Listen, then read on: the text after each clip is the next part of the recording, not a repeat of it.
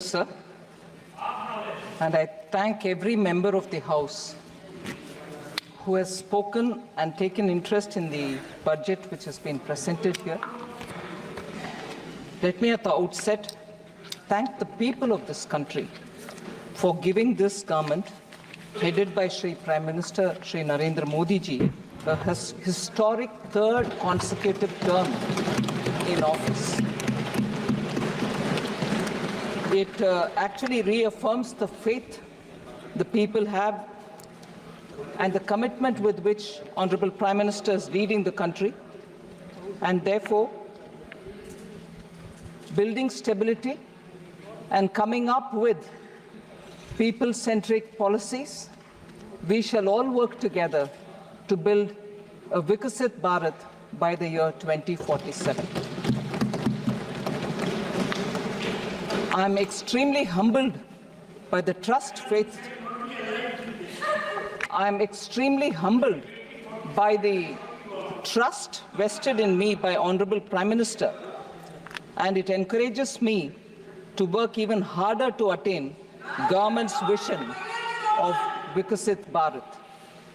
I would like to thank all the members for having participated in this robust debate, and I'm trying here to address almost all the issues raised by the honorable members, and I shall go by issue, which would cover many members under each issue, but I'll try to name as many of them as possible. So just before I do the part where I'm responding to the honorable members, I would like to highlight some of the budgetary points, features, which is very important for us to understand where this budget fits in itself in the long path towards Vikasit Bharat. Sir, this budget actually draws upon what was mentioned in the vote on account. So essentially infuses into itself everything, almost everything said in the vote on account.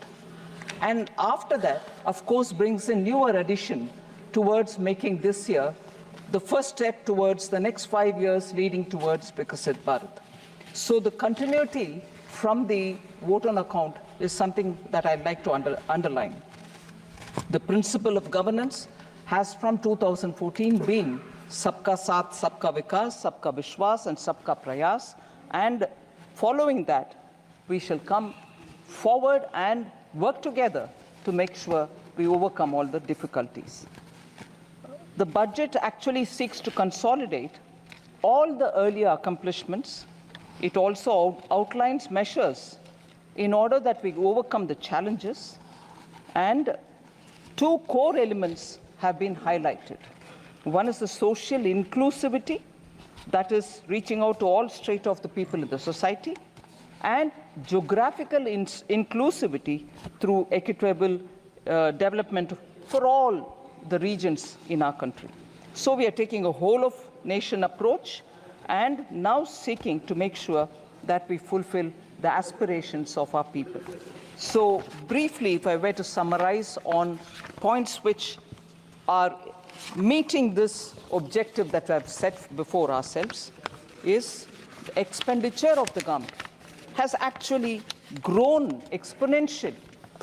It is today 48.21 lakh crores.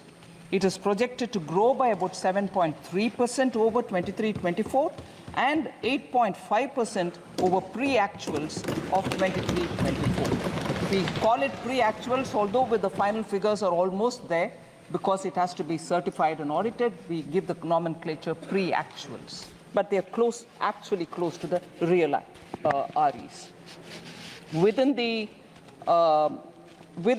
total expenditure, sir, one feature which has marked India's growth story post the COVID, it is the capital expenditure, which the public money with which we are building assets, meaning government's own expenditure to build assets, to build capital expenses, are the ones. Capital expenditure is the one which has actually enabled us to come out of COVID, whilst many other countries in the world are doing very many different things, but yet this one tested formula of depending on the multiplier which comes out of spending on public expenditure, spending on capital expenditure through public money, has actually yielded us such results that post-COVID, consistently we've maintained high growth rate, and we are the fastest growing in the world as a result of this very clear government's approach.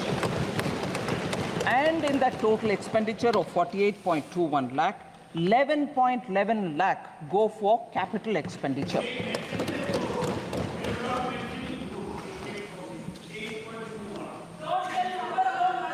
Sir, budgeted capital expenditure is now almost 3.3 times the capital expenditure which was there in 2019-20, that is prior to COVID, sir.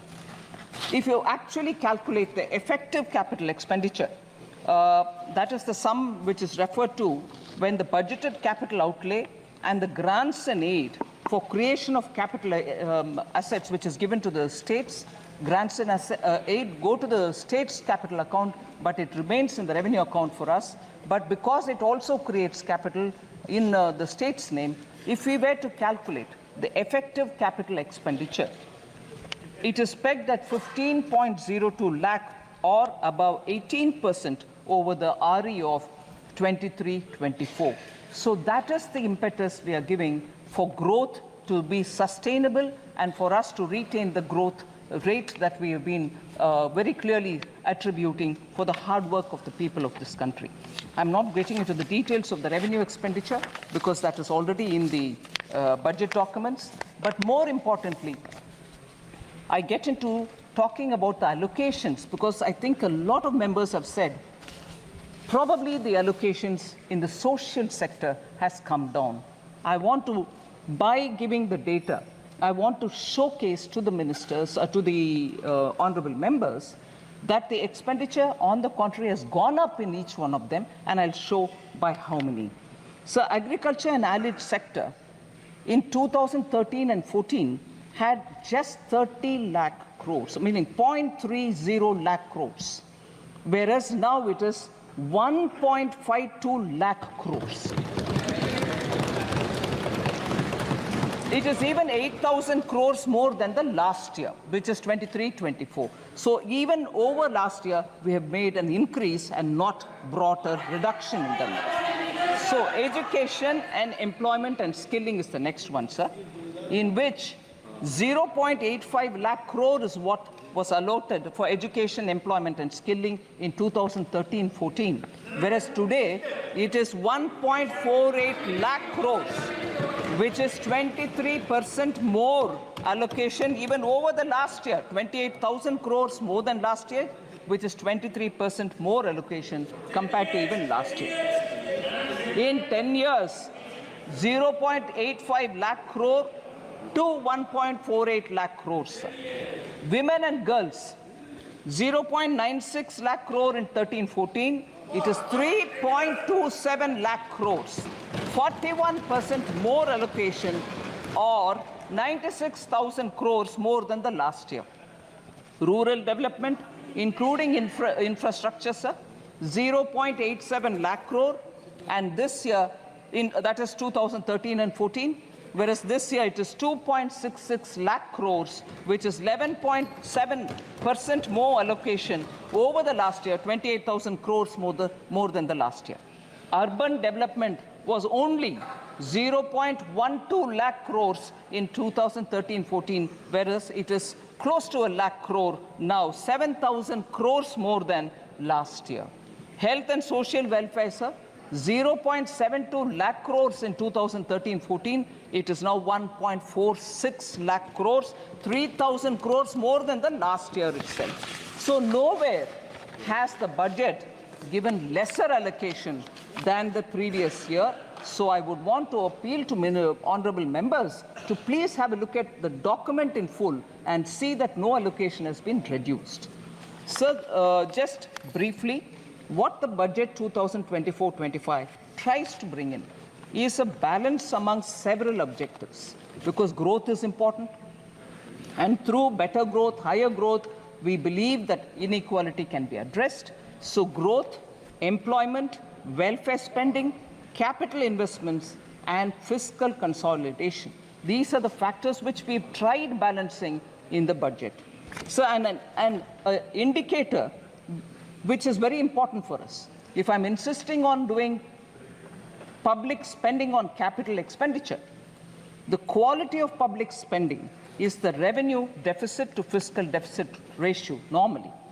From about 80% in 2020-2021 COVID year, on account of COVID pandemic, the revenue deficit to fiscal deficit ratio, sir, was expected to fall to 36% was very high, whereas it is now fallen to, it is expected to fall to 36% in 24-25, and therefore reflecting the fact that expenditure is going towards quality asset creation. No one can refute this data, sir. These are all available in public domain.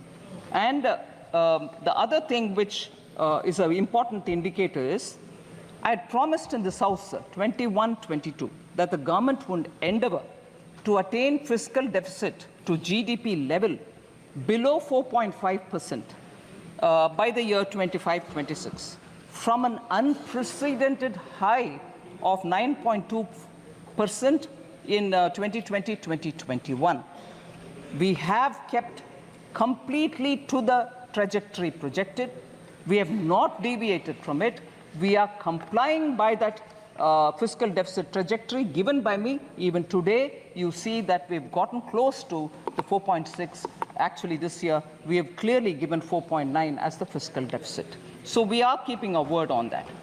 India's exceptional post-pandemic economic recovery to become the fastest growing economy over the last 3 years is truly magnificent.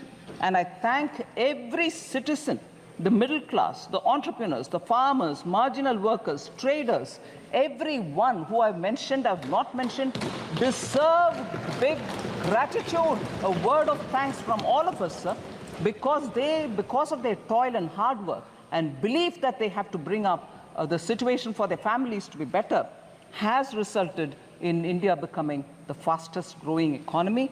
And how many nations, may I ask this year, how many nations have achieved this balance through the budget since post-COVID to retain that growth, ensure that this balance happens and continues that sustainable growth momentum? So at least these sort of things which have to be remembered for the sake of thanking our people, I would like to highlight these as the last few years' achievement of this government and entirely thanking the people of India. And this couldn't have been possible unless there is a hardworking, visionary leadership which takes us forward so that the country can really come out of the COVID distress. And I thank Honorable Prime Minister for his leadership on this.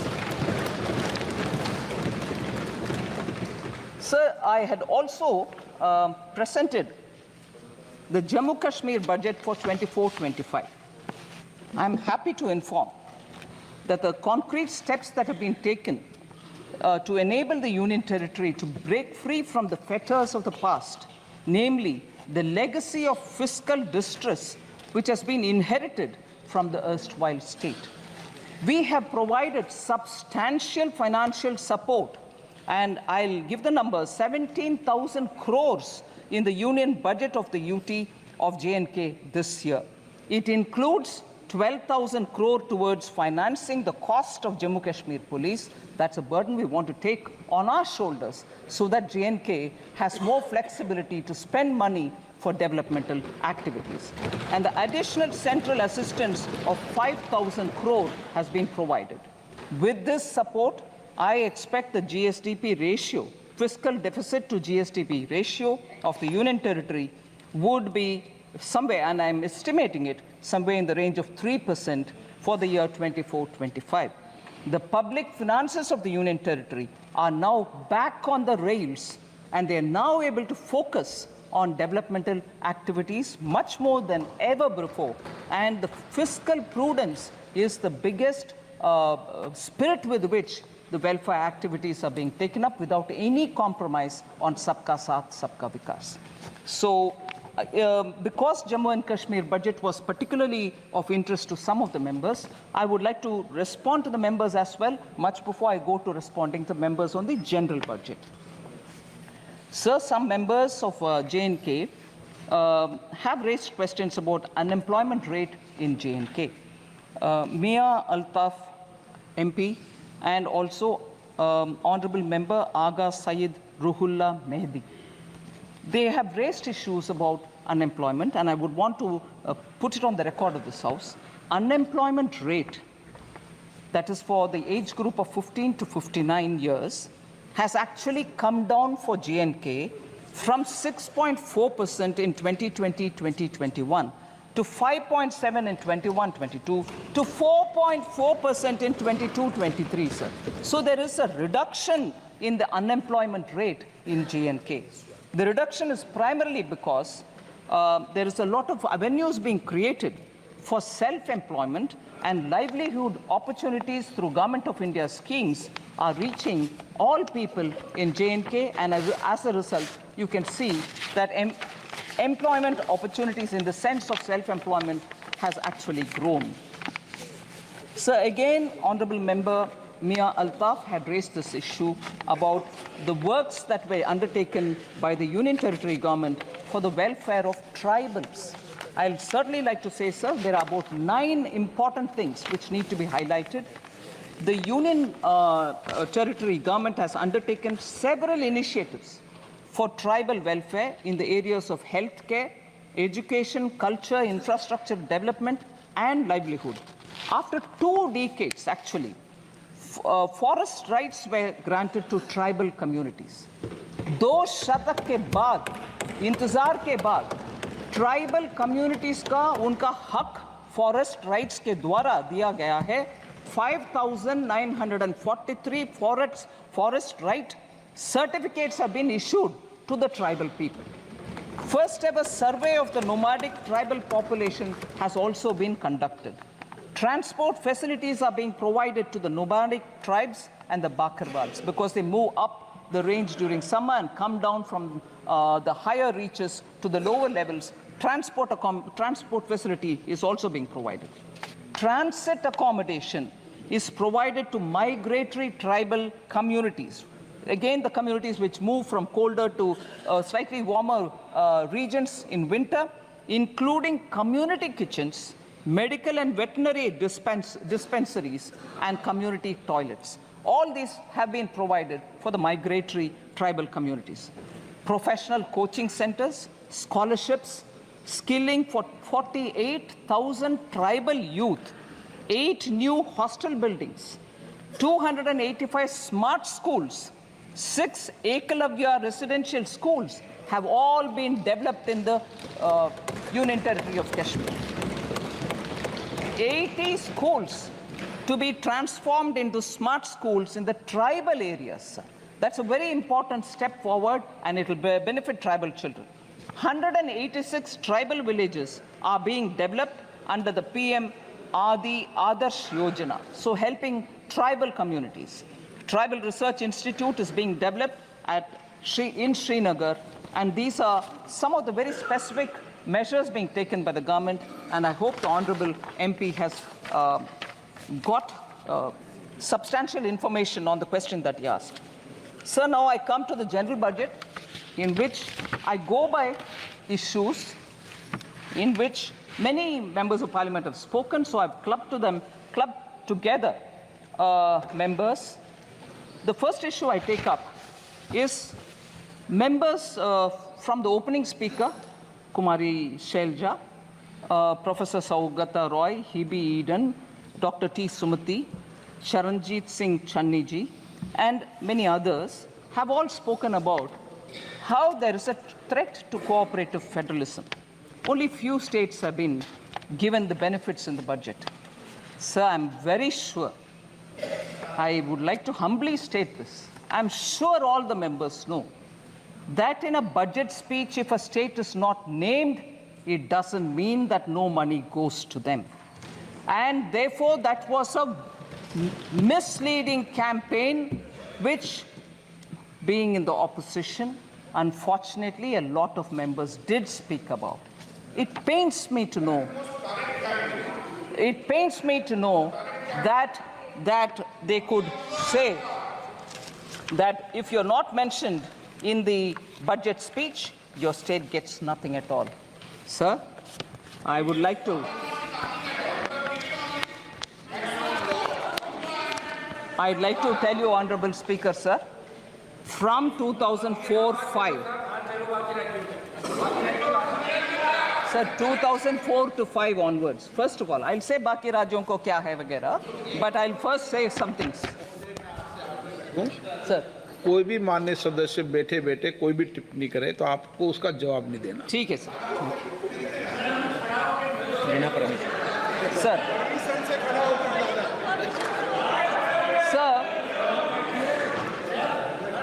Sir, I'll take the example, sir.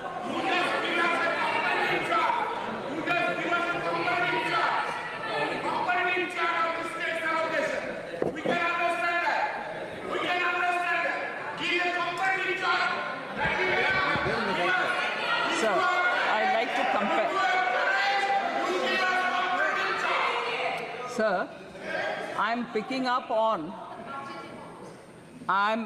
up on the budget speeches since 2004-5, 5-6, 6-7, 2007-8, and so on, sir. 2004-5 budget did not take the name of 17 states. I'd like to ask the UPA government members at that time, did money not go to those 17 states? Did they stop it? Then if they stopped it, they have every business to ask this question. I presume they didn't stop money going to those 17 states because they didn't name it. So when it is one thing for them, it's all right. When the same thing happens somewhere else, no, it's not all right, you've deceived. 17 states were not named in 2004-5. 18 states were not named in 2005-6. 13 states were not named in 2006-7. 16 states were not named in 2007-8. Money didn't go to them. 2008-9, 13 states were not named. 2009-10, 26 states were not named. 26, which means only 2. Sir, oh yes, sir, if we are being blamed that only 2 states were named and the other states are not getting anything, 2009-10 budget had only 2 states, Bihar and Uttar Pradesh, and no other state. What does that mean then? It's all right when you do it. You didn't give money to those states which you didn't name. So, sir, you can't have it both the ways. You do one thing and then you blame the same thing on somebody else. What happens to the states which were not named? I'm asking now, 2009-10, 26 states of India did not have a mention. 2009-10, the full budget, 20 states. Interim budget did not have 26. The full regular budget, 20 states did not have it. So what does that mean, sir? They continue to ignore states. 2010-11, 19 states were ignored. 2011-12, 15 states were ignored, they didn't mention. 12-13, 16 states were ignored. 13-14, 10 states were ignored. So, sir, for that matter, the interim budget of 2014-15 ignored 26 states. Was there a noise? Did people say you ignored those states, you didn't give money? So, if you want to distort and create a poor, you want to give a sense of fear among people, you can go about distorting data. But this stands here, sir. Sir, in the last few years, now, each state, we had ministers go and explain how much has been given to each of the states. All right, sir? Record तो है, record है दादा, इसीलिए record होता है वकीलों के पास. Sir, I just want to say this, sir. Just random examples of how much has gone to different states. bulk drug parks in Himachal Pradesh for now 1,900 crores. Very recently announced by Prime Minister Modi. PM Mitra Textile Park went to Karnataka, Tamil Nadu and Telangana. Have they not received monies for that? 500 crores for Greenfield Park and 200 crore for Brownfield Park. These are just random examples, sir. Railways, West Bengal, Jharkhand and Bihar, multi-tracking of Son, Nagar and Andal. Telangana and Maharashtra. Yes, it is everybody's right and that's why I'm answering. But instead of reading a complete list, I'm giving random examples so that people can understand. 2,700 crore for Himachal Railway. Railways, Telangana and Maharashtra, doubling of Mudked, Medchal, Mehboob Nagar, Don route. Telangana and AP, doubling of Motumarri, Vishnupuram sections. Telangana and AP, Bhadrachalam, Dronakal sections. Amount, sir, 12,334 crore. West Bengal, Jharkhand, Bihar. Telangana and Maharashtra, 4,686 crore. Telangana and AP, 1,596 crore. Telangana and AP, Bhadrachalam, Dronakal section, 770 crore. These are going for railways alone. Himachal Pradesh 27. Sir, major highway projects. Kerala, major highways projects. So I will like to put on record, because after all, the respective honorable members of Kerala insisted, and I'm glad to receive them, that much before I deliver the reply today, I have to meet with them. It was an all-party delegation. I happily met with them. I have no problems. I will address issues also that they have stated and let it go on record that all the MPs came and met me before I gave the reply. I have no hesitation, sir. And there is no vanchana to any state. Nobody is being denied any money. So, India's first, sir, Kerala I mentioned, NH 66. Kappirikadu, Edappalli in Thrissur district. 9,667 crore major highway project Kerala. Sir, major money comes na, 9,606 ongoing. Money comes or not? So, Mukkola junction to Kerala, Tamil Nadu border, 1,148 crore. Sir, J&K, Punjab, Haryana, Delhi, Amritsar, Katra road project, 18,000. Sir, kindly, honorable speaker, sir, J&K, Punjab, Haryana, Delhi, Amritsar, Katra road project, 18,274 crore. Sir, again Kerala, sir. India's first transshipment port. All of us happily celebrated when a very big vessel reached Virinjam port. Kerala government, Congress government gave it. And nobody from who are speaking about AAs and A2, A1 and A2s don't question Kerala Congress government when Virinjam was given on invitation to, I'm not taking the name, one of the A's. On invitation. And nobody went. Nobody from Congress party went and said, "Arey, why are you giving to AA? Can't give it to AA." They didn't say. And afterwards, when communists came, when Communist Party came to power in Kerala, even they did not disturb it. Congress gave it, communists came afterwards, even they also didn't touch it. How much of viability gap funding has been given by Government of India, sir?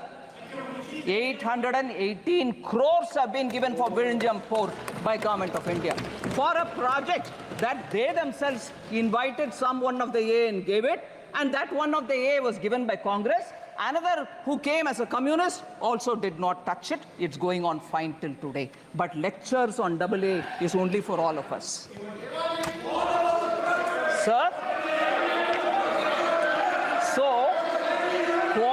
cooperative, federalism, states not being mentioned in the budget speech doesn't have to be a very big issue. They all know they have presented budget in this country for decades. But when it is a ordinary chai wala OBC leader who comes to become prime minister and he does administration well, you then have a problem. Arey, kya ho rahi hai? Is he doing well? No, no, we'll have to protest. This will not work out, sir. People are seeing this game. So total resources allocated to transfer of states in BE 24-25 is 22,91,182 crores, and that is an increase of 4,93,645 crore, 27.5% over the last year's BE. States transfer to states, 22,91,182 crores. Sir, you know the size of the budget, and rightly, that much which is due to go to the states are going on time. Then, of course, sir, I've spoken about the criticism about not mentioned in the budget speech. I don't want to elaborate. There are other things. Agricultural allocation has come down, and legal guarantee for MSP.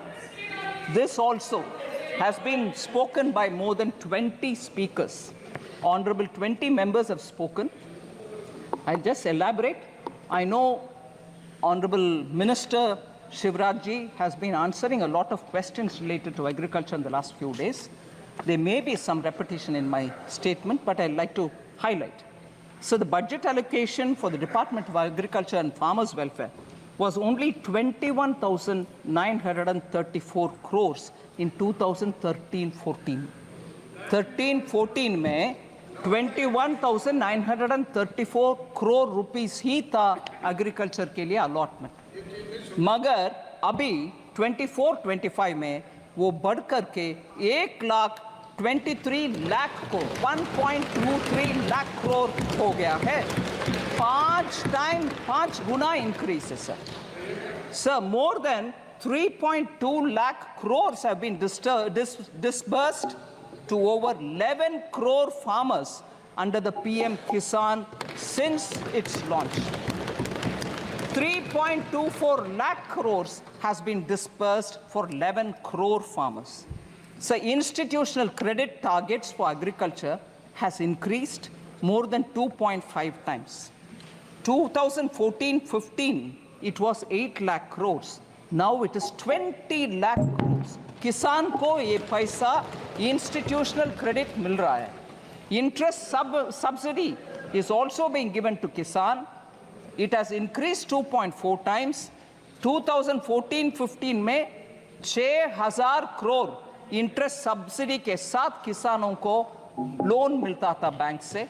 अभी वो बढ़ करके 14,252 crore से sir इस साल 23-24.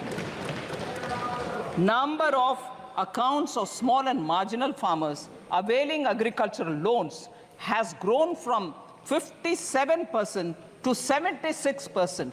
14 में 57% loan agricultural farmers लेते थे, अभी 76% लोन ले रहे हैं सब्सिडी के साथ. इसीलिए ये नंबर और बढ़ेगी क्योंकि हमारे प्रयत्न किसान के साथ अच्छा चल रही है sir. Sir, also a committee has been constituted some time ago to look at how the CACP cost, agricultural commission for agricultural cost and prices can work better so that किसान के लिए जो भी सुविधा मिलना चाहिए उसको बेहतरी तरीके से मिलाने के लिए कैसे काम करना उसके ऊपर ये कमेटी काम कर रही है. Sir, I want to highlight, if anything, I think many of our speakers have already said this, but I'd like to highlight this point, sir. Today, sir, the Congress Party and the India Alliance partners are all doing good lot of politics on the farmers. I'm saying it with consideration, sir. I'm not speaking loosely. The National Commission on Farmers, MS Swaminathan, had recommended in 2006 minimum support price should be at 50% more than the weighted average cost of production. This was not accepted by the UPA government. The cabinet note, which was drafted in July 2007, said, and I quote, sir, MSP is recommended by the CACP on objective criteria considering the variety of factors involved. Therefore, setting an increase of at least 50% on the cost may cause distortion in the market. In some cases, there may be a mechanical linkage between MSP and cost of production per producer. इतना कह करके MS Swaminathan के report को दरकिनारे कर दिया UPA government ने 2007 में। फिर 2004 मैनिफेस्टो में कांग्रेस पार्टी बोलते हैं कि एक कॉम्प्रिहेंसिव क्रॉप इंश्योरेंस ले आएंगे, मगर सचमुच में पीएम फसल बीमा योजना ले आने वाले कौन है सर? हमारा प्रधानमंत्री मोदी जी। फिर कांग्रेस पार्टी ने ये भी कहा it would examine the feasibility of direct income support to farmers, मगर किसान सम्मान निधि 2019 में ले आने वाले कौन है सर? माननीय प्रधानमंत्री मोदी जी। इसीलिए Congress party they can go on shedding crocodile tears about farmers, कोई implementation में कुछ नहीं किया पिछले 10 साल में, ऊपर से I would say even for several decades कुछ भी नहीं किया। The failure of the flagship loan waiver, sir मैं failure of the loan waiver 2008 के ऊपर बात करना चाहता हूँ। 2008 के चुनाव में किसान के लिए लोन वेवर के ऊपर इतनी सारे बातें की। CAG found gross irregularities in the implementation of the 50,000 crore agricultural debt waiver and debt relief schemes. एक आध विषय उसमें CAG रिपोर्ट में कहा गया कि around 164 crore was waived off in violation of the guidelines. Implementation में पूरे के पूरे गपलाबाजी करने वाले कांग्रेस है सर। 22% of the cases में lapses and errors पाया गया। 8.5 farmers out of the accounts audited were not eligible to get loans. शायद जीजा बच्चीदा आ गए इसीलिए लोन जिनका मर्जी दे गए, कोई इसमें मेजरिंग मापदंड कोई फॉलो नहीं किया। 34% of the eligible beneficiaries of the test checked accounts were not issued debt waivers certificate. ये मैं मानती हूँ बेरहम एक स्टेप है सर, जिसमें अगर बैंक वो सर्टिफिकेट नहीं देता वो किसान दोबारा लोन नहीं ले पाता। 34% of the eligible cases में वो सर्टिफिकेट तक नहीं दिया गया। इनके लोन वेवर जिसके ऊपर वो जीत कर आए 2009 में, उतना गपलेबाजी हुआ उसमें, आज किसान के ऊपर रो रहे।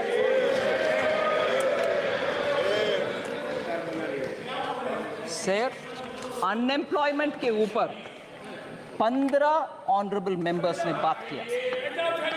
सर इसमें कुमारी सैलजा, अभिषेक बैनर्जी, सौगता रॉय जी, हिबी ईडन, राजीव राय, दुराई वाइको, पप्पू यादव जी, डिम्पल यादव जी, एनके प्रेमचंद्रन जी और के सुब्रायन जी, ऐसे बहुत सारे, डॉक्टर सुमति, अनएम्प्लॉयमेंट के ऊपर बात की।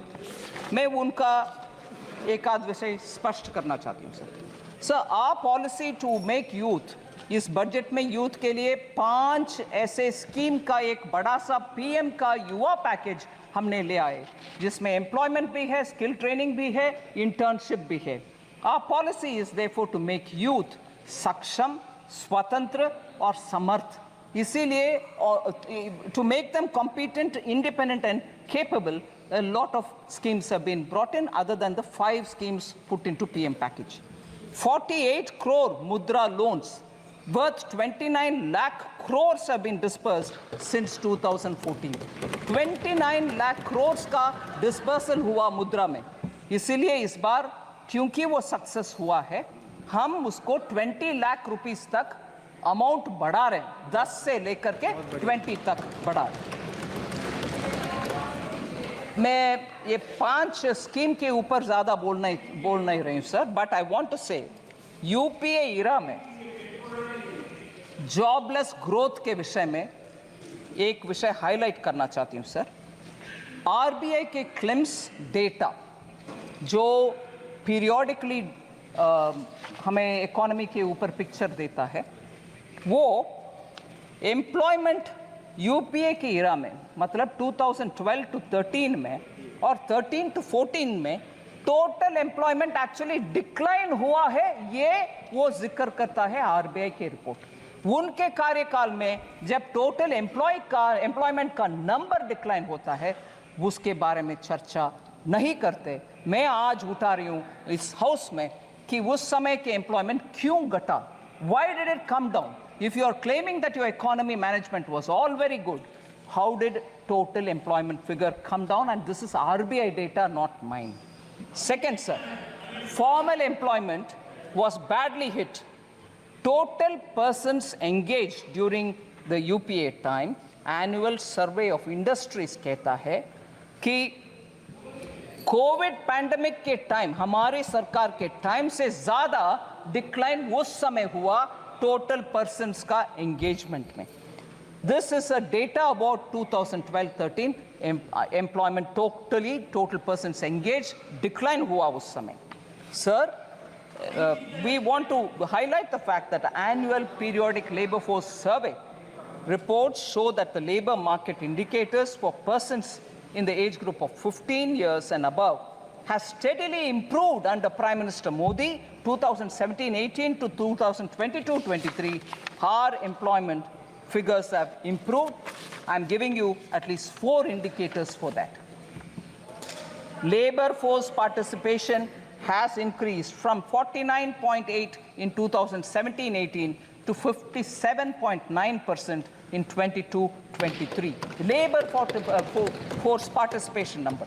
इसमें women labor force participation has risen to 37% in 22-23 from 23% which was in 2017-18. Women का participation भी increase हुआ. Youth the unemployment rate has declined from 6% in 2017-18 to a low of 3.2% in 22-23. Youth unemployment for the age group 15 to 29 has declined sharply from 17.8% in 2017-18 to 10% in 22-23. So the last point on this employment debate, sir, SBI research report, which was released in July 2024, said India created 12.5 crore jobs between 2014 and 23 compared to only 2.9 crore during the UPA 10 साल। 2.9 crore UPA के 10 साल में, मगर अभी 12.5 करोड़ हमारी 10 साल में sir. सो employment के ऊपर बार बार गलत फहमियां प्रचार करना ये छोड़ दें, क्योंकि डेटा उसके खिलाफ है।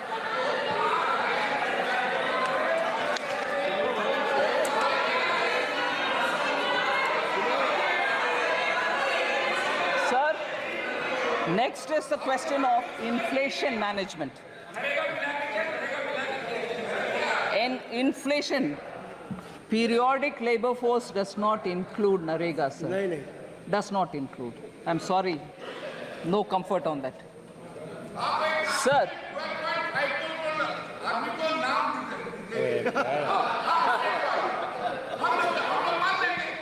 Sir, inflation.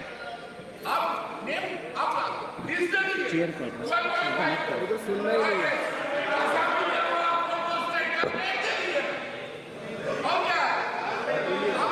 Sir, inflation, sir. Inflation as a subject. 7 honorable members spoke about it. I'm not taking their names. Sir, we saw double-digit high inflation period during the UPA era, and that is because of their reckless policies.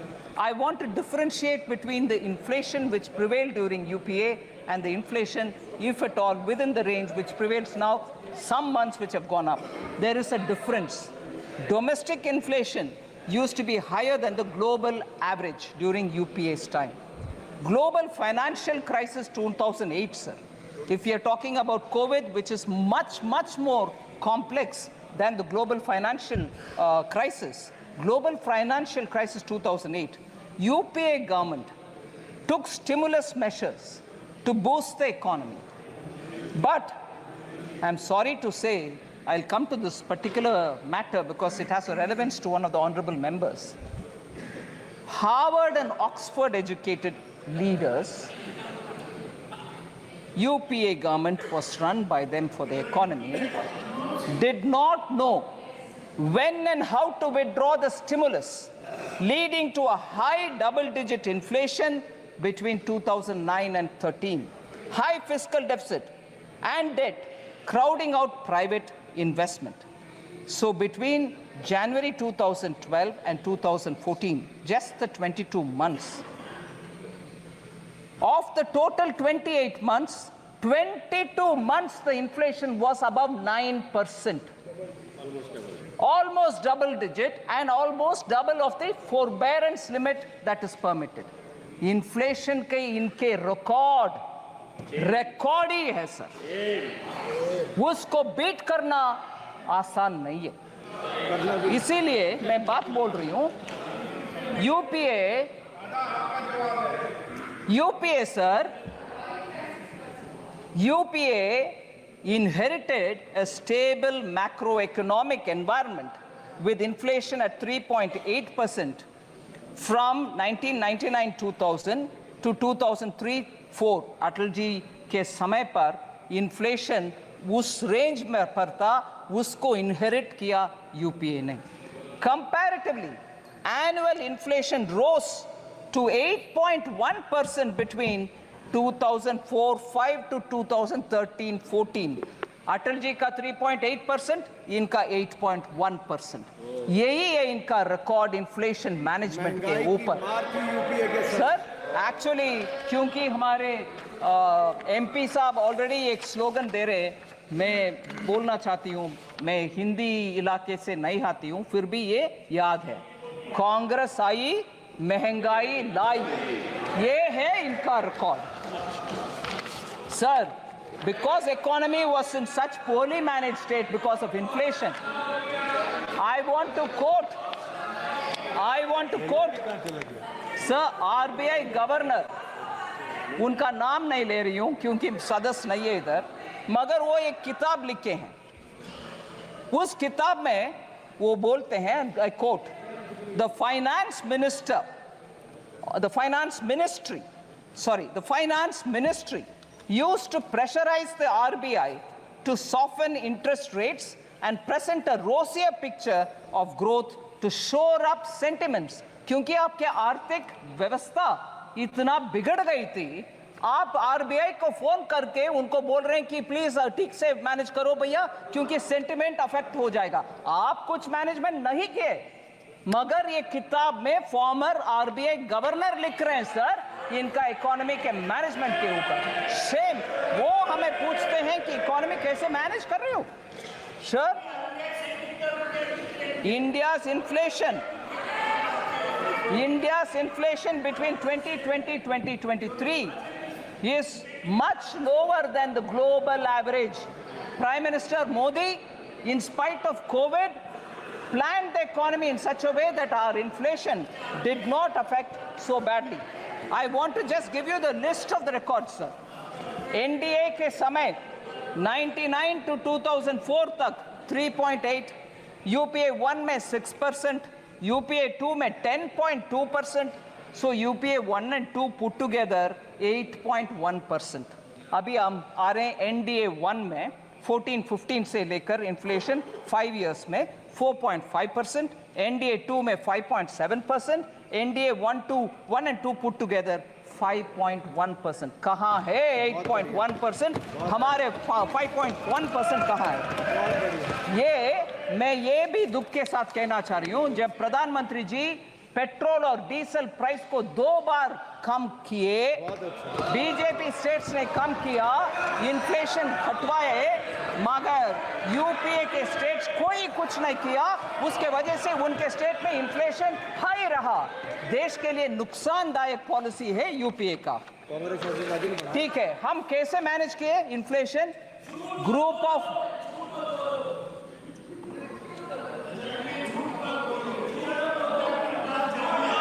Sir, NDA government कैसे manage कर रही है? Group of ministers के द्वारा inflation को monitor करते हुए supply side का हर स्टेप हर बार उठाते हैं। मैं उदाहरण देती हूं सर, भारत ब्रांड आटा, राइस और पल्सेस का विषय हमने खरीद करके सब्सिडी के साथ जनता को पहुंचा रहे हैं। भारत आटा एट 27.50 रुपीस पर केजी, और लोग खरीद रहे हैं कि नहीं खरीद रहे हैं? बिल्कुल खरीद रहे हैं। 14.87 lakh tons have been sold for common public. Bharat rice 27.5 rupees per KG में चावल मिलता है और 13.98 लाख टन्स बिक्री हो गए हैं सर, लोग खरीद रहे हैं। भारत चना दाल 60 रुपीस पर केजी के 1 केजी का पैक 11.52 लाख टन सोल्ड हो गए। भारत मूंग दाल, बोथ मूंग दाल और साबुत मूंग दाल 2984.37 टन्स का सेल हो गया है। आम नागरिक तक हमारे भारत ब्रांड आटा पहुंच रही है, इसीलिए इन्फ्लेशन को वो फेस कर पा रहे हैं। सर, मैं अगले एक विषय, मुख्य विषय में आ रही हूं। एससी एसटी को इग्नोर कर रहे हैं सरकार, विमेन एंड पुअर को इग्नोर कर रहे हैं। इसमें 4 लोग बात किए, Charanjit Singh Sunny, Shrimati Dimple Yadav, K. Radhakrishnan and Tol Tirumavalavan, all members, honorable members of parliament who have raised this issue. I want to say SC or ST or women ke allocation has gone up substantially. Number there you sir, 23-24 में 1,59,148 crores था SC का। इस साल 1,65,493 crores, 6,345 crores और बढ़ाए। ST 1,19,706 crores, 1,24,909 crores now, 5,113 crores अधिक we have increased it. Women 2,38,220 crore पिछले साल, इस साल 3,27,158 crore, 88,938 crores ज्यादा दिए हैं इस साल में। सर, इस विषय में थोड़ा ऑनरेबल स्पीकर ध्यान से आपके सामने विषय रख रही है। एससी एसटी का एलोकेशन कम हो गया है, ऐसे प्रश्न पूछने वाले से मैं पूछना चाहती हूं। कर्नाटका के कांग्रेस गवर्नमेंट ने एससी एसटी फंड से बजट में 9,980 दिए हुए बजट से 4,301 करोड़ ट्राइबल सब प्लान से निकाला गया, उसका पता नहीं चल रहा कहां गए। So far of the total, Karnataka government has spent 2,228 crore, including 1,587 crore from the SC/ST sub-plan and 641 crore from the tribal sub-plan specifically. God knows where this is going. Because this has been questioned in Karnataka itself by the leader of the opposition and the media. I want to ask माननीय former chief minister Charanjit Channi ji, आपके leader से बात करिए, कर्नाटका में जाकर के SC का हालात के ऊपर प्रश्न पूछिए। इधर पूछने का आवश्यकता नहीं है, उधर कांग्रेस गवर्नमेंट में हो रही है इतनी सारी घपला। फिर कर्नाटका से एक और विषय सर, जरूर मैं मानती हूं कांग्रेस में एससी के विषय में बात करने वाले हर नेता कर्नाटका आज ही जाए, पूछ ले कि क्या हो रही है। एससी के पैसा को निकाल करके प्राइवेट अकाउंट में डाला जा रहा है, किसी को मालूम नहीं हो रहे। एससी के ऊपर इधर लेक्चर हो रही है। वाल्मीकि विषय कर्नाटका महर्षि Valmiki scheduled tribes development corporation scam, बड़ा सा स्कैम सर। इसमें सर विषय देख लीजिए, कितना इंटरेस्टिंग बात।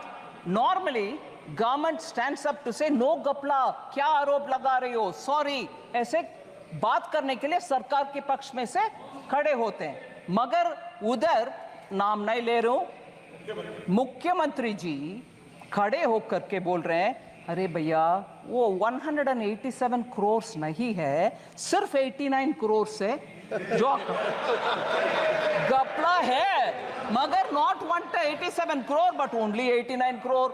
ये देख लीजिए क्या कॉन्फिडेंस। यही कांग्रेस है। गपला करो फिर आर्ग्यू करो, बोलो कि 189 नहीं है भैया, जस्ट 89 है, छोड़ दो। एससी का पैसा सर, एसटी का पैसा सर, दोनों उधर गपले हो रही है, मगर इधर एससी के ऊपर लेक्चर हमें दे रहे। एससी के ऊपर चीफ मिनिस्टर पंजाब के प्रश्न पूछ रहे।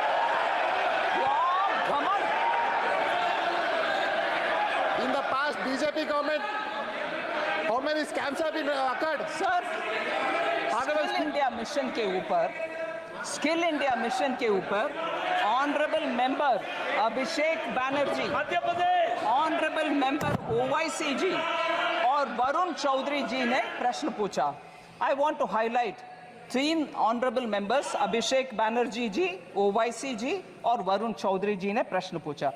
इन द लास्ट डिकेड, क्योंकि डिजिटल पब्लिक इंफ्रास्ट्रक्चर इतना नेसेसरी हो गया है, स्किल इंडिया डिजिटल हब में कैसे क्या है विषय, उनका कंसर्न है स्किल इंडिया मिशन में सक्सेस नहीं हुआ। मैं उनको जेंटली बोल सकती हूँ, इन the last decade the employment of Indian youth has increased sharply, rising from 34% in 2014 to 51% in 24। ये सब क्योंकि उनका स्किलिंग हुआ, उनके अपग्रेडिंग ऑफ स्किलिंग हुआ, उसके वजह से वो आगे आना संभव बन रहे हैं। और इस बार बजट के द्वारा 5 स्कीम्स का package, PM skill for youth और एम्प्लॉयमेंट फॉर यूथ के पैकेज के द्वारा इसको और आगे बढ़ाएंगे। यूथ के लिए हम काम करेंगे। और हमारे position sir world skills competition में 19th पोजीशन में थे हम 2017 में स्किलिंग में, आज 11वीं पोजीशन में 11th रैंक में आ गए हैं bye 2020। Sir 3 members have spoken on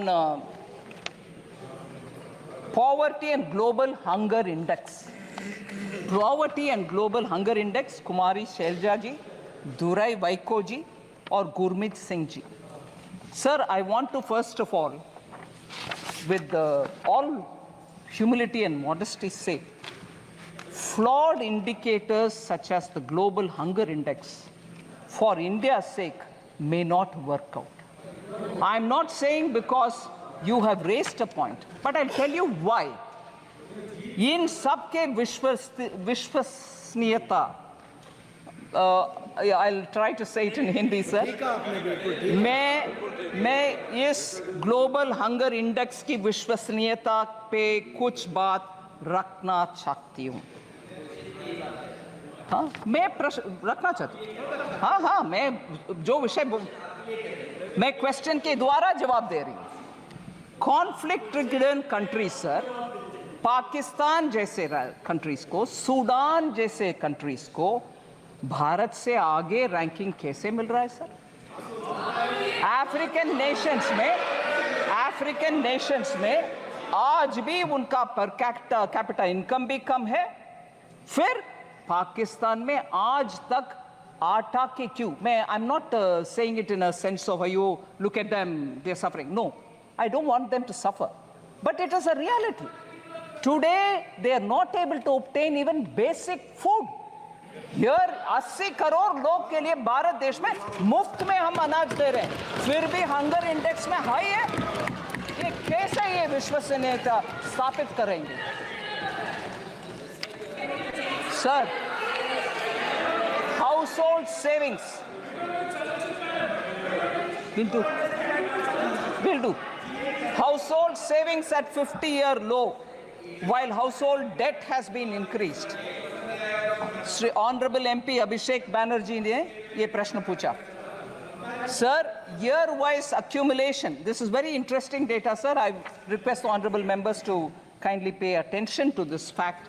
Net financial savings of the household sector from 8.32 lakh crores in 2013-14 has risen to 14.16 lakh crores in 22-23. Net financial savings of the household sector. This is an increase of 70%.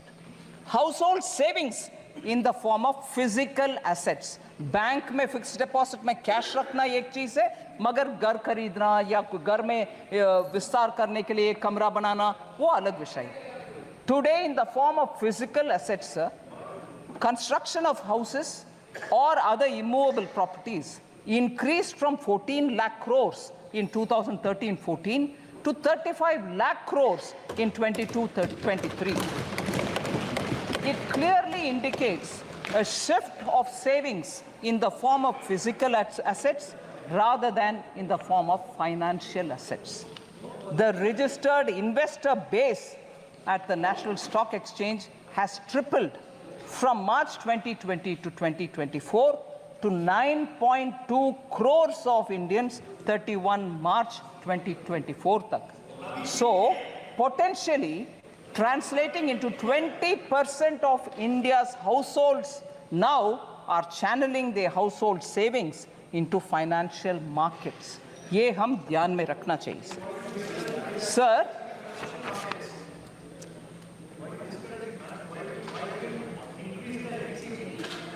I'll come to that. I'll certainly come to it. Sir, Honorable Speaker, sir, I'm almost coming to the end, sir, but one or two important points. Sir, I thought you wanted the answers. I thought you wanted the answers. Sir, lack of transparency in budget. Lack of transparency in budget was the issue raised by Honorable Member N.K. Premchandran. I want to highlight the facts, sir. In fact, it is completely the opposite of what used to prevail under UPA. And I'll give you examples with which I want to say this charge, lack of transparency in budget, should actually be posed by N.K. Premchandran ji to UPA budgets. Sir, all the details have already been provided. I'm not going to say what is revenue, how much is revenue receipt, how much is other receipts. The borrowings are meant for financing fiscal deficit, because the question also said how government will finance the additional allocation of around 56,000 crores. So I want to just highlight borrowings are for financing fiscal deficit in a way. I would like to mention that the borrowing has been reduced due to better fiscal management, and reducing the fiscal deficit from 5.1% in interim budget to 4.9% in the regular budget of 24-25 explains that. The hallmark of Prime Minister Modi from the days when he was Chief Minister of Gujarat is fiscal prudence without compromising on welfare. He continues on that trick. He has not compromised on welfare businesses or schemes, but very clearly manages his finances carefully, and that is why you have that fiscal prudence reflecting in the fiscal deficit. Sir, this is a total contrast to what had prevailed during UPA. I want to highlight how the Congress-led UPA government, constant practice of hiding the deficits through off-budget borrowings and issuance of oil bonds, which shifted the fiscal burden to future generations. Under the UPA, standard fiscal practices were routinely changed to make the budget numbers look favorable. You saw I've already said how the RBI governor spoke. In order to make an impression of nice, goody, you call the RBI, you fudge the numbers, you put it under the carpet. All this has happened during UPA, not our times. In financial year 2021, the government, our government under Prime Minister Modi, rapidly repaid all outstanding National Small Saving Fund loans which were provided to the FCI in lieu of food subsidy by providing additional budgetary support. We cleared the accounts, sir. Very good. And as a result, that came onto the budget, and there was no hiding under the carpet. External borrowing कर दिया, budget में दिखाया नहीं. मैं budget fiscal deficit अच्छा number दिखाऊंगा, मगर इधर borrow करते रहे. नहीं. Everything that you get, everything that happens in finance ministry is now in the budget for all of us to see. इसमें कोई पीछे से borrow करो, उधर रखो, इधर दिखाना नहीं है, नहीं होता. So lack of transparency अगर है तो वो यूपीए के गवर्नमेंट में हुआ था, अभी नहीं. Complete food subsidy under the PM Garib Kalyan Anna Yojana is being provided transparently through government budget.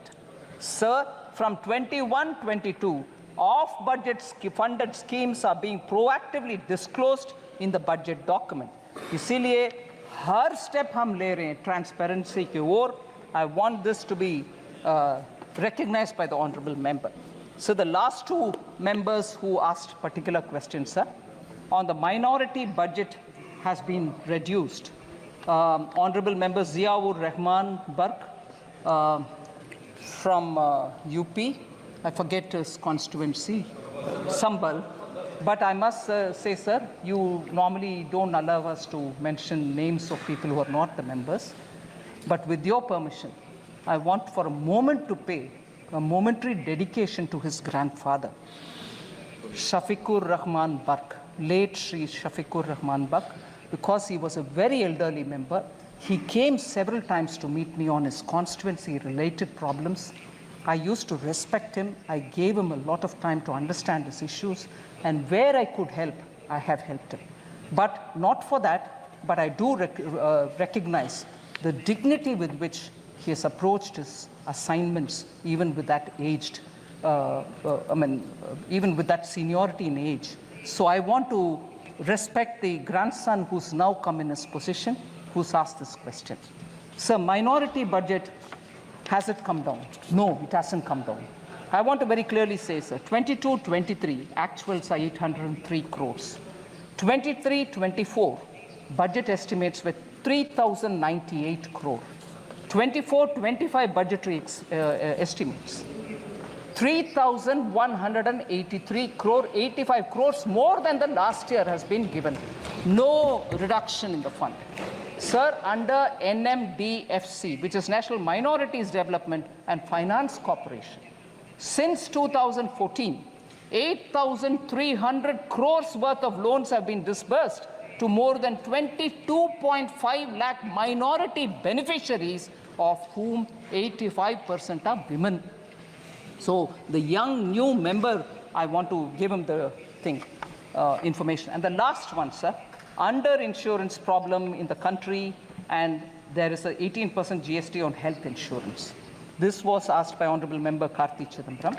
I want to highlight that PM Jeevan Jyoti Bima Yojana has over 20 crore enrollments and over 16,087 crore claims have been paid till date. 2 lakh insurance cover at just 436 rupees per annum premium. We have paid 2 lakh, we have paid 20 crore enrollments, and 16,087 crores have been cleared as insurance claims. PM Suraksha Bima Yojana, sir, 44 crore enrollments and 2,757 crore claims have already been paid. And what is the structure, sir? 2 lakh rupees for total disability or accidental death at just 20 rupees per annum premium. So this is the way insurance for the common people have been given by Prime Minister Modi, and this is reaching a lot of poor people. And I'm happy to say, even during COVID, we had cleared a lot of claims, even if they didn't meet the usual requirements of doctor's certificate, mortuary certificate, nothing. PM gave a clear instruction saying, during COVID, all claims be settled. We don't want anyone to suffer because insurance certificates have not come.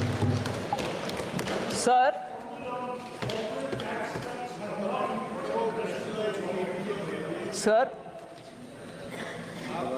this is not something I very much would want to speak about, but there are one or two things which I need to highlight before I come to the last 2 points, sir. Professor Saugata Roy has raised a lot of issues, but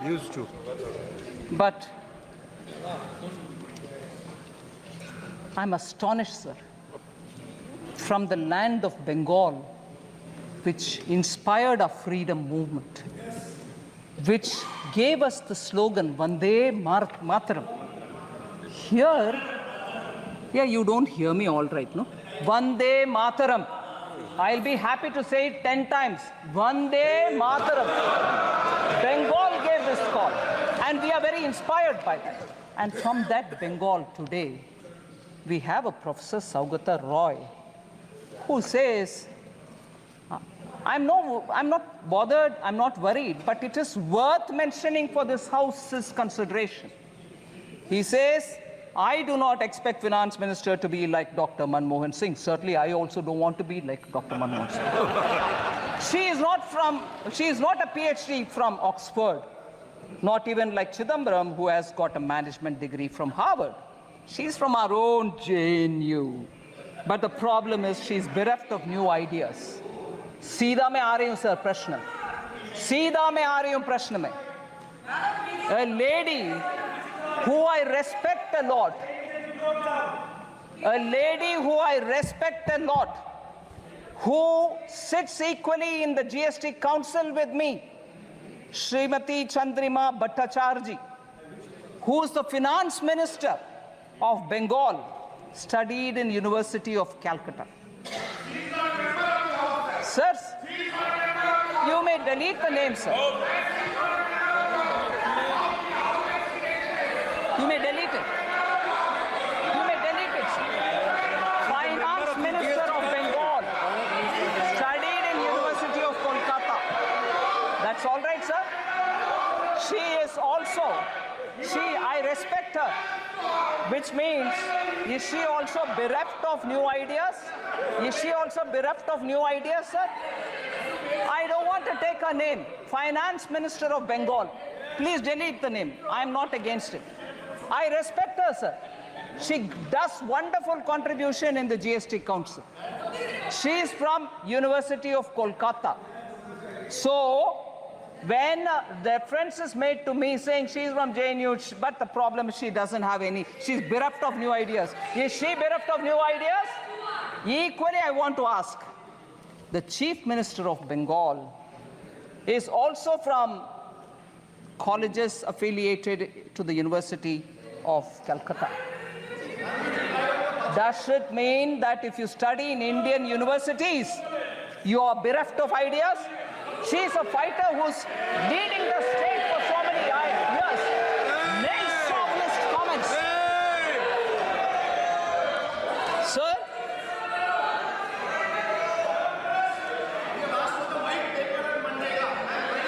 I'll come.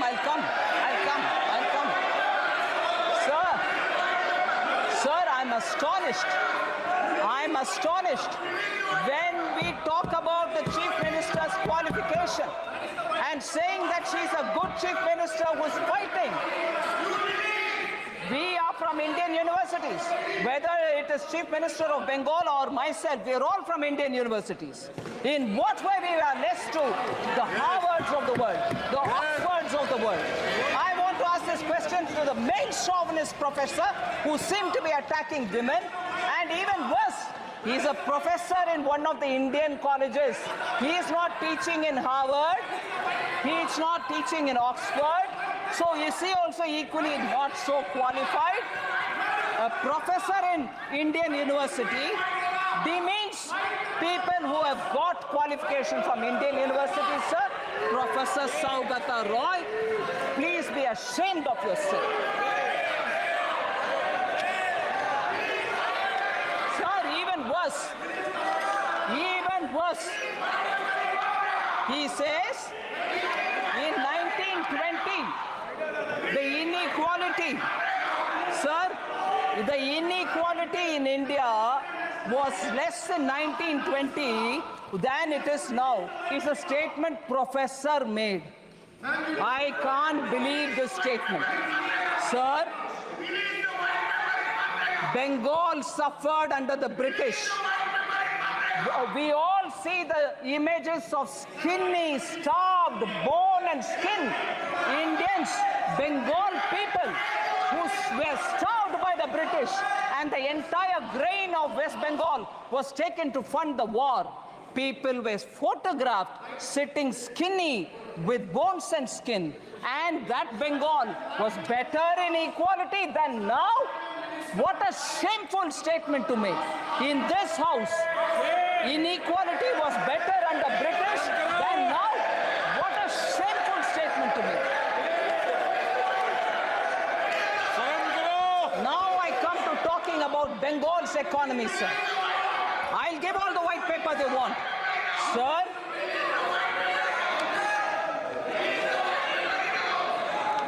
West Bengal's share in total industrial production of this country.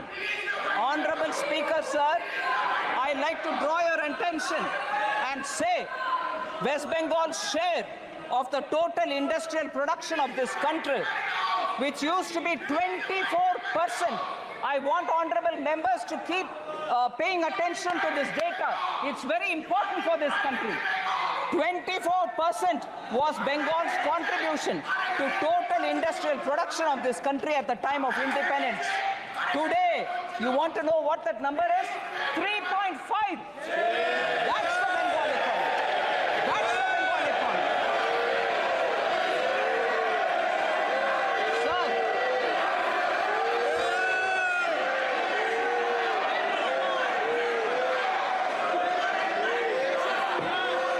Sir, there's been a downward trend in the gross capital formation.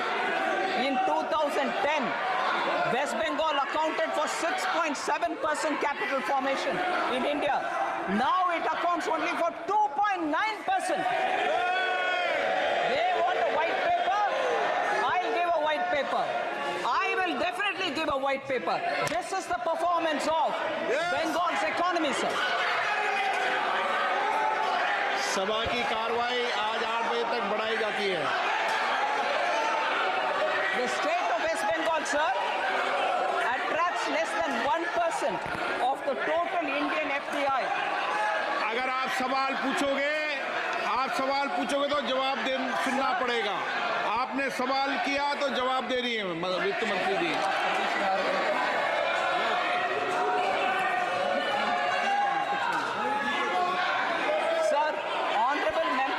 Supriya Sule had asked question about fiscal deficit target of 4.9% may not be achieved. With supplementary demand, it might go up to 5.6%. Is our apprehension. I want to reply to Honorable Member Supriya Sule, sir. The year-end actuals of a year represents the full financial year's expenditure. It is inclusive of additional appropriation that may have been granted to the Parliament by the Parliament through supplementary demand. But I want to lay before Honorable Member my fiscal deficit numbers. 21-22, the fiscal target set was 6.8%. What we achieved is 6.7%. 22-23, 6.4 was the target set. 6.4 was achieved. 23-24, 5.9 was target set. 5.6 was achieved. And 2024-25, 4.9 is what we mentioned here. I'm confident that of achieving that fiscal goal and the glide path which we have given and therefore 4.5% of GDP for 25-26 is what we will achieve this method.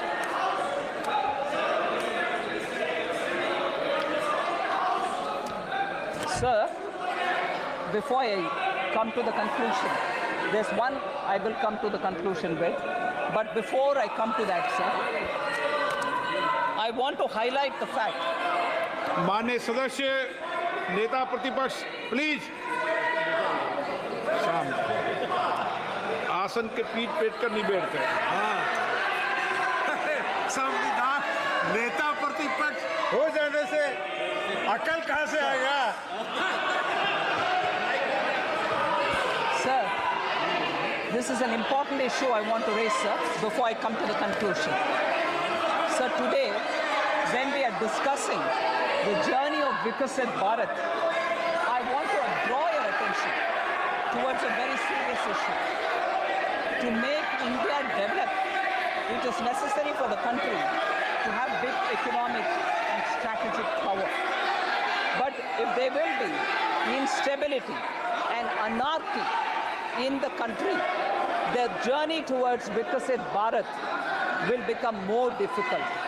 This is a huge challenge for us. And as a nation, we have to understand where the problem is. India's social fabric, parliamentary traditions, economy, and the armed forces are all four being severely attacked. We have united our diverse society through the hard-working people of this country over the generations. After independence, sir, our constitution was put in place, and it has put in place several arrangements to keep the society united. But today, through a conspiracy, the fault lines of our society are being exposed. Mistrust is being created against each other in the society through fallacies, lies, and deceit. Sir, efforts are being made to create such a situation that even a spark will lead to a lot of conflict. Similarly, the attacks on the armed forces are also being intensified on some pretext or the other, or one pretext or the other. Efforts are being made to divide the army and the soldiers. The strength of the army is its discipline and unity. As a part of a conspiracy, sir, this strength of the army is being challenged. Whatever is happening today regarding Agniveer is a part of this conspiracy. I'm afraid to say this. Apart from the society, parliament, army are all under attack, and even the economy is being attacked. When the people of India have really struggled to come out of COVID and are building a society on their effort. We as people representing them in this house at least should recognize the hard work of our people and not undermine India as a country which is growing at this rate. So entrepreneurship itself is being made a villain, sir, which is a shame. Hard-working entrepreneurs are building this country. The conspiracy is to end India's entrepreneurship culture even if before it fully blooms, and thereby hitting at the Indian core backbone, which is the entrepreneurship, small and medium units, and enterprise is what is building India. Negativity is being spread in society towards all those who do business. And this hatred for business and wealth creators is spilling everywhere. There is a conspiracy to send a message to the entire world that India is not safe for investors, sir, and this is not good. Rumors are being spread that Indian institutions cannot guarantee security to foreign investments, which is really a sad situation, sir. Strategic instability, economic instability, and political instability. Some forces are working to create this kind of an image of India, and we should all fight together that this kind of instability building people should be told a lesson. There is a huge nexus. There is a huge nexus behind this, which is carrying out this conspiracy from the streets and even to the parliament. No debates without protests, which are aggressive protests are happening. You don't even hear answers which are being given. And I'm sorry to remind this honorable House that when the honorable Prime Minister stood up to speak, at most disruption happened and people did not want to listen to him. They were screaming. But parliamentary institutional maryada ke upar unse first lecture aata hai. Jab all over the well they had people standing and people were forced or nudged or cajoled to say, go into the well, protest. Sir, institutional respect, we have to keep it. Every countryman has come together to fight this conspiracy. We have to be alert, sir. And I take this opportunity to say this. So the last matter, sir.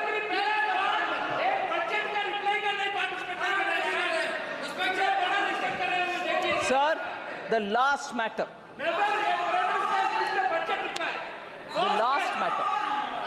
The last matter, sir. Halwa. Okay? We should talk about it. Sir, it pains me, sir. It pains me, actually.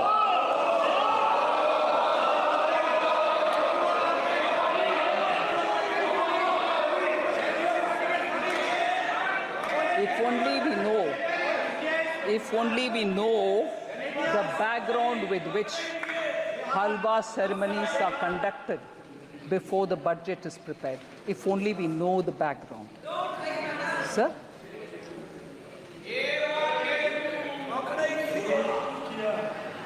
If only we know the background of why Halwa ceremonies happen, sir.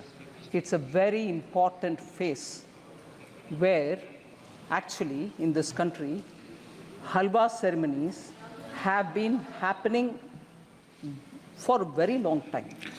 माननीय मंत्री जी कब से हो रही है ये भी बता दो आप. मैं बोल रहे हैं सर, मिंटो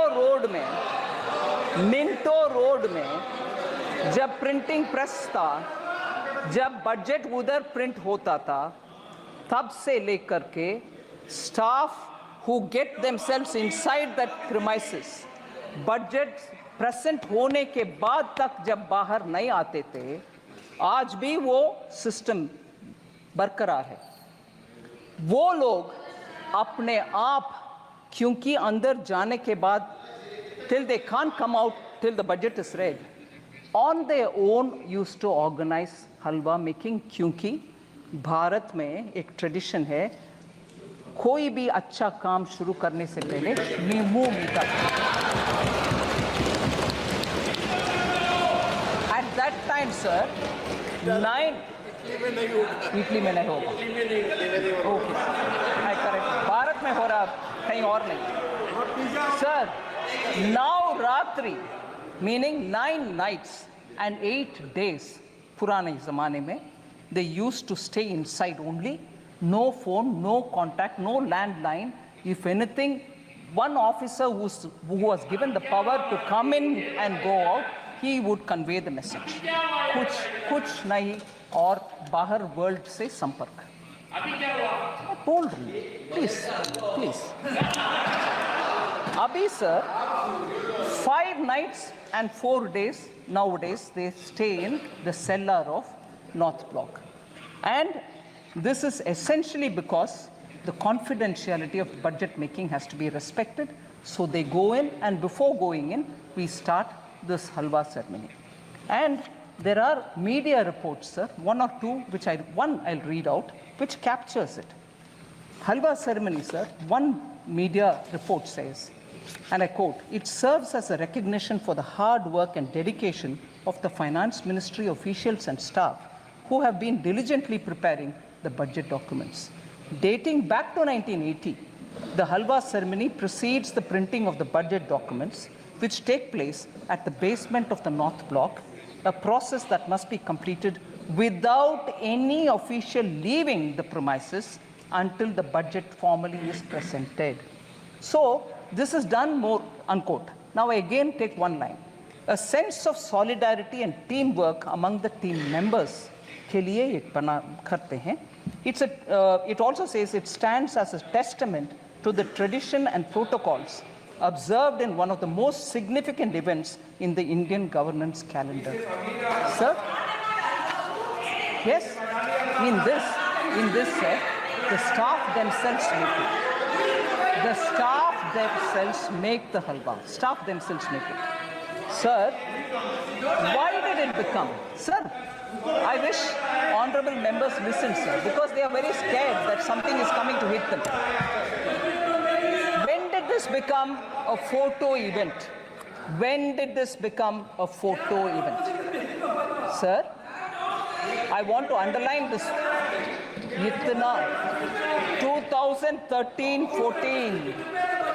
2013-14 में मंत्री जी नीचे सेल्लार में जाकर के हलवा बंटवारा करने का शुरुआत 2013-14 में हुआ। मैं पूछ रही हूँ तब by that time, क्योंकि our leader of the opposition by that time was a full active leader, उससे पहले ऑर्डिनेंस फटा भी गया, वो इंडिपेंडेंस दिखाया विपक्ष के नेता। क्यों उस समय फाइनेंस मिनिस्टर तब की उनसे ये पूछा नहीं गया कि कितना एससी है भाई, आप नीचे जा रहे हो फोटो के लिए, बोलो नहीं तो वो हलवा में कैंसिल करूंगा, क्योंकि उस समय वो पावरफुल थे ना, रिमोट कंट्रोल था ना। वो हलवा क्यों कैंसिल नहीं किया? उनके हलवा कैंसिल नहीं किया, तब ये पूछा नहीं गया। भारत के हलवा बटाया जा रहा। सर, ये आदत किसी का हो तो वो जमाना गया। मलाई खा करके इस देश को छोड़कर या पार्लियामेंट को छोड़कर लोग गए, लोग वोट करके मलाई खाने वाले को दिखाया रास्ता, चले जाओ, आप सत्ता में बैठना नहीं है, वो जमाना गया। मगर उस समय के फाइनेंस मिनिस्टर से ये पूछा नहीं गया, आप नीचे जा रहे हो बंटवारा करने के लिए, हलवा बंटवारे करने के लिए, आपके साथ कितने एससी हैं, कितने एसटी है, कितने ओबीसी है, वो पूछा नहीं है। उस समय के ऑफिसर्स लोग के स्टैटिस्टिक्स गणना नहीं हुआ, मगर अभी पूछा जा रहा है। इसीलिए मैं बोल रही हूँ इस देश में लोगों को बंटवारे करने में कुछ षड्यंत्र के साथ इस प्रश्न पूछा जा रहा है। Sir, it's a shame. मैं इस मौके पर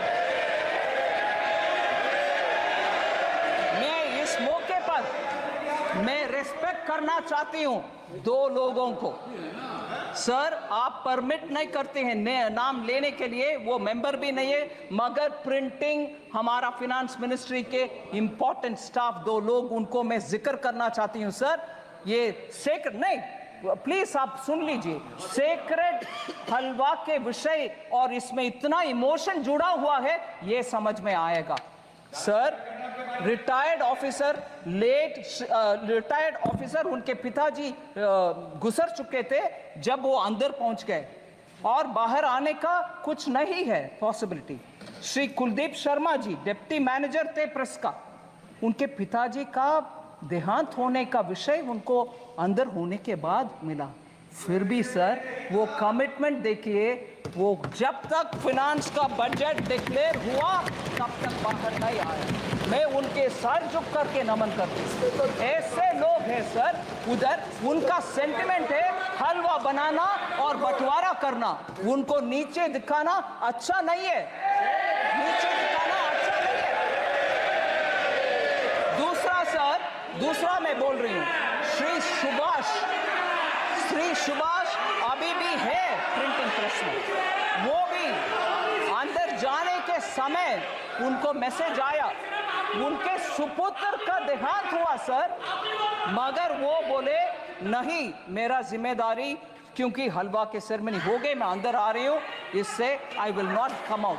ये है सेंटिमेंट उधर, हलवा बनाना और अंदर जाना, पूरे कर्तव्य निभाना और बाहर आना, इसको नीचे दिखाना सही नहीं है सर।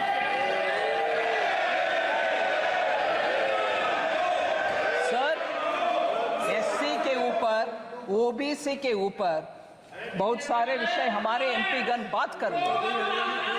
फर्स्ट प्रधानमंत्री जी नेहरू जी का लेख सबको शायद अनुराग जी ने पढ़ दिखाया। नेहरू जी ने 27 जून 1961 को लिख रहे हैं, I quote, sir, I dislike any kind of reservation, more particularly in service. I react strongly against anything which leads to inefficiency and second-rate standards. Unquote. Sir, that is Pandit Jawaharlal Nehru, the first Prime Minister of India. Okay. Next, sir.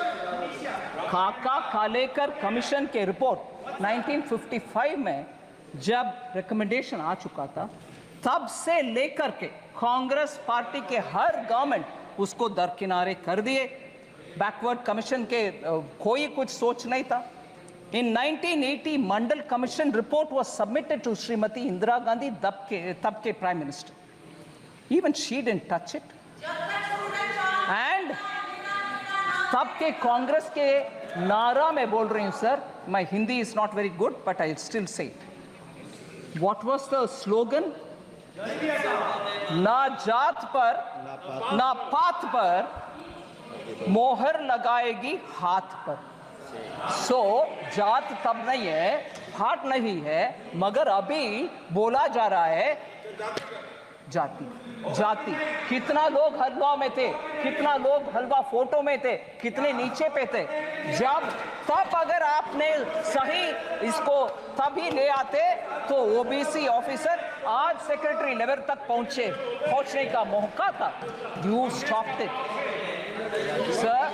No, even worse sir, शायद अनुराग जी ने नहीं बताया, मैं एक और quotation पढ़ना चाह रही हूं sir. Rajiv Gandhi ji, late Prime Minister, Rajiv Gandhi ji gave an interview to Alok Mehta in March 1985, a senior journalist. In that interview, former Prime Minister about OBC reservation says this, quote कर रही हूँ sir, no promotion of idiots in the name of reservation.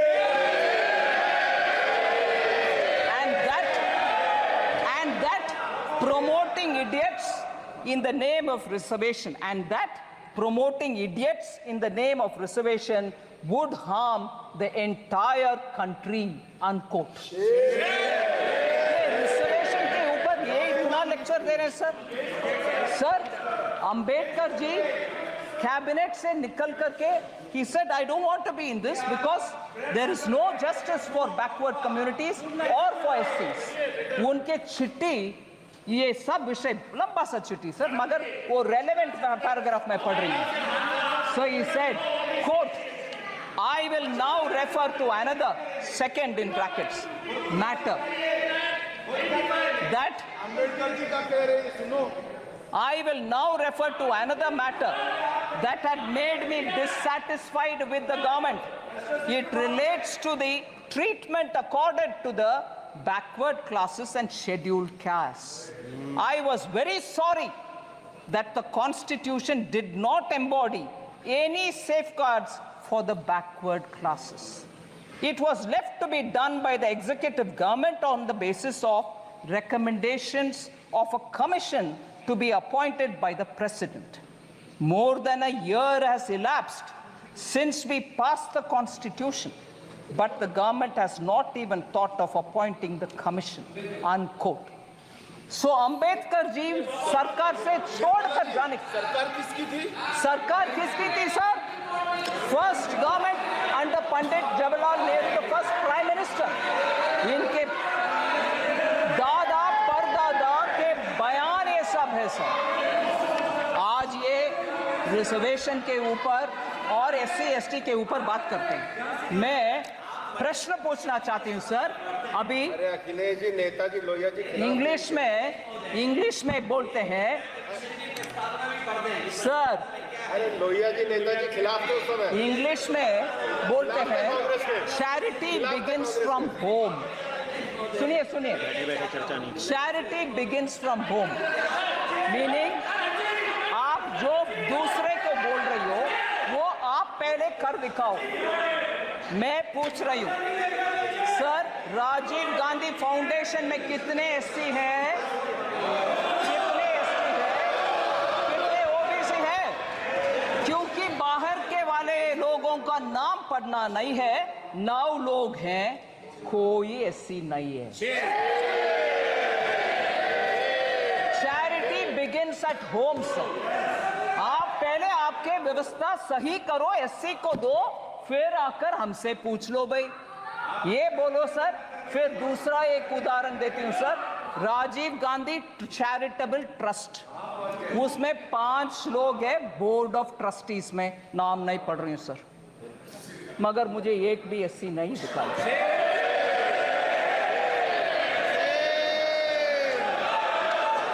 So sir, SC ST लोग के ऊपर हम सब कुछ अच्छे करने के लिए इरादा रख सकते हैं, मगर जनरेशन आफ्टर परदादा दादा सबके बयान एक ही जैसे जब है और काम कुछ नहीं हुआ, आप जाकर के आज बोलेंगे तो कैसे भरोसा आएगा सर? और ऊपर से हलवा जैसे एक इमोशनल सेंटिमेंटल मैटर जिसमें पूरे उस मिंट का फाइनेंस मिनिस्ट्री के स्टाफ बंद अंदर कमरे में ये रह करके काम करते हैं, उनके मुंह मीठा करने का काम में आप ऐसे प्रश्न चिन्ह के साथ, और मैं जब इस विषय में मैं कैसे जवाब दूं, ऐसे करके सर पे हाथ रखा तो पूरे ट्रोल आर्मी के साथ मुझे पूछा जा रहा है कि एससी के ऊपर जब विपक्ष के नेता बात कर रहे हैं आप सर पर हाथ रख रहे हो, हंस रहे हो। नहीं, ऐसे एक इमोशनल मैटर को इतना हल्के से डील कर रहे, उसको मैं सर में फोड़। Sir thank you very much sir, मैं बजट के लिए कुछ इतना समय दिए आपके लिए मैं धन्यवाद। माननीय सदस्य, अब मैं वर्ष 24-25 के लिए केंद्र शासित प्रदेश जम्मू और कश्मीर से संबंधित अनुदानों की मांगों को सभा में मतदान के लिए रखता हूं। प्रश्न ये है कि अनुदान की मांगों की सूची के स्तंभ 2 में मांग संख्या 1 से 36 के सामने दर्शाए गए मांग शीर्ष के संबंध में 30%